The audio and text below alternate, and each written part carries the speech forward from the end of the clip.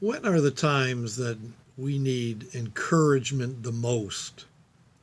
Isn't it when the hurried aspect of life comes at us fast and furious, the heat of problems and hassles are there for us? Those are the times when we need encouragement the most. And there's a beautiful verse, or a couple of verses, that when we take them in context really can apply as great words of encouragement to us. Taken from Psalm chapter 91, verses 1 and 2, where the psalmist says, "Whoever dwells in the shelter of the Most High will rest in the shadow of the Almighty. I will say of the Lord, He is my refuge and my fortress, my God in whom I trust."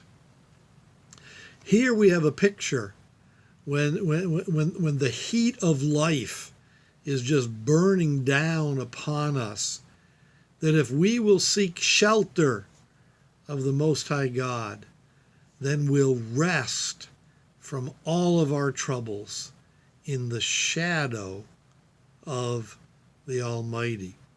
These pictures of comfort and peace and rest from the heat of the day out of this passage is such encouragement for us when life comes that way to us. You see, in the context of Psalm 91, if you look a little bit later in this chapter, in verses 9 through 16, it's clear that this passage, the psalmist is addressing the nomadic tent dwellers of God's people.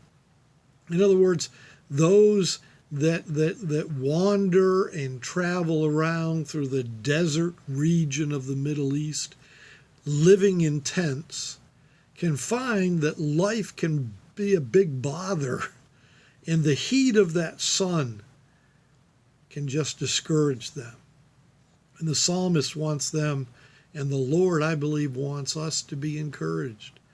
When the heat of the hustle and bustle and problems of life beats down on us, that we can be like the nomadic tent dwellers of the Old Testament, and we can seek shelter in the Almighty, that we can be resting in the shadow of Him.